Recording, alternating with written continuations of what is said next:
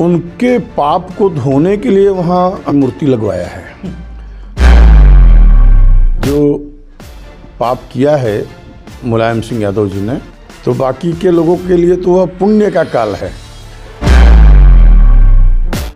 उत्तर प्रदेश सरकार के पिछड़ा वर्ग आयोग दर्जा प्राप्त राज्य मंत्री सोहनलाल श्रीमाली के भदोही जनपद आगमन पर जोरदार स्वागत किया गया। मंत्री जी ने खेदौपुर गांव और अन्य स्थानों पर विशिष्ट कार्यकर्ताओं से मुलाकात की और उनकी समस्याओं व सुझावों को सुना। भाजपा किसान मोर्चा के जिला उपाध्यक्ष विवेक पांडे और लोकतंत्र सेनानी कृपाशंकर पांडे के घर पर भी मंत्री जी का स्वागत हुआ। भाजपा मंडल महामंत्री ओम प्रकाश मिश्रा, धनंजय पांडे, सत्यम पांडे, मुकेश पांडे और अन्य कई नेताओं व कार्यकर्ताओं ने माल्यार्पण कर उनका अभिनंदन किया। महाकुंभ में मुलायम सिंह यादव की प्रतिमा लगाए जाने के सवाल पर मंत्री सोहनलाल श्रीमाली ने क्या जवाब दिया, जरा आप भी सुनिए। मंत्री जी, आज प्रोटोकॉल के तहत आपका मंडलीय भ्रमण हुआ, किस तरह का कार्यक्रम था, कहाँ कहाँ आप अटेंड किए? भदोही जनपद में मुख्य रूप से आज शिष्टाचार भेंट करने के लिए वरिष्ठ कार्यकर्ताओं के यहाँ जाने का उद्देश्य हमारा रहा। इसी क्रम में श्री छोटेलाल सोनकर जी, श्री विनीत बरनवाल जी, श्री पिंटू श्रीमाली जी और फिर श्री डीएम सिंह गहरवार जी और फिर यहाँ पंडित श्री कृपाशंकर पांडे जी, समराद में श्री अमित सिंह जी, ऐसे इन परिवारों में जाकर के कुशल क्षेम संवाद करते हुए यही उद्देश्य आज का रहा। भाजपा सरकार के कार्यकाल में 144 वर्षों के बाद महाकुंभ मेला का आयोजन हुआ है। किस तरह की व्यवस्थाएं हैं, पार्टी इस मेले को किस तरह से देख रही है? यह अमृत कुंभ 144 वर्षों बाद जो लगा हुआ है, हम सबके जीवन का पुण्य प्रताप है कि हम सबके जीवन काल में यह कुंभ आया है।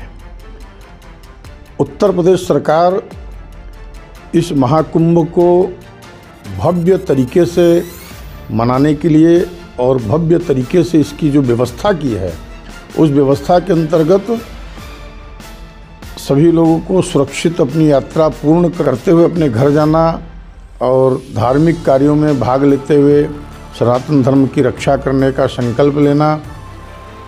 और कुंभ का तो एक अद्भुत नज़ारा है, जहाँ साक्षात देवताओं द्वारा उस कुंभ मेले को एक प्रकार से देखा जाए तो संचालित किया जा रहा है। वह किसी एक व्यक्ति के बस का नहीं है। जहाँ 10 करोड़ लोग एक दिन अमावस्या के दिन आने वाले हों और इतनी बड़ी व्यवस्था को संचालित करने का काम साक्षात देवताओं द्वारा ही हो सकता है।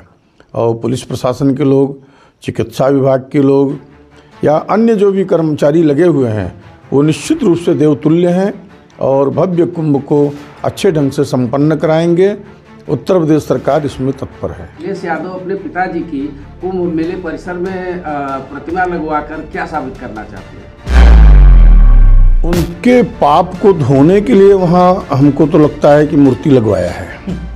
जो पाप किया है मुलायम सिंह यादव जी ने, और एक राजनेता ने कहा भी है कि वहाँ लोग पाप धोने के लिए जा रहे हैं, तो बाकी के लोगों के लिए तो वह पुण्य का काल है। पर मुलायम सिंह जी का प्रतिमा लगा करके क्या दर्शाना चाहते हैं, यह समझ के परे है। और इसको एक राजनीतिक स्टंट बना करके, उनके कार्यकाल में जब कुंभ लगा था तो कितना बड़ा हादसा हुआ, जिसमें दर्जनों लोग मारे गए, गंभीर रूप से घायल हुए। और इतना बड़ा कुंभ आज जो चल रहा है, इस कुंभ में कहीं किसी भी प्रकार की किसी को कोई कठिनाई नहीं है, किसी को किसी भी प्रकार की कोई समस्या नहीं है। पर सपा के लोग कुंभ को बदनाम करने के लिए जो साजिश रच रहे हैं, वो अपने साजिश में असफल होंगे। उनके जो मिथ्या प्रचार हैं वह सब नष्ट भ्रष्ट होंगे। सनातन धर्म अपने पताका को फहराते हुए और अग्रसर होगा, यही इस महाकुंभ का संदेश है। सनातन धर्म के लोग एकजुट हो रहे हैं, जात पात की भावनाओं को छोड़कर कुंभ मेले में पहुंच रहे हैं। कहीं ऐसा तो नहीं कि अखिलेश यादव को डर लग रहा है कि उनके बिरादरी के लोग कहीं सनातन धर्म को देखते हुए बीजेपी के साथ न जुड़ जाए?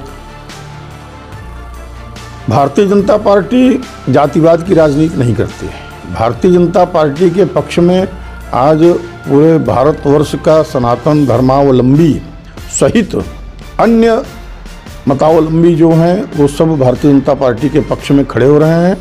बाकी की राजनीतिक पार्टियों को यह भय तो लग ही रहा है कि अब हमारा लक्ष्य कमज़ोर हो रहा है, हमारा उद्देश्य कमज़ोर हो रहा है, हम अपने उद्देश्य में सफल नहीं होंगे। इसलिए एन केन प्रकारेण भारतीय जनता पार्टी को बदनाम करना, सनातन धर्म को बदनाम करना, जिसके कारण वो इस काम में लगे हुए हैं, उसको सफल सनातन धर्मावलंबी करेंगे और करते चले आ रहे हैं।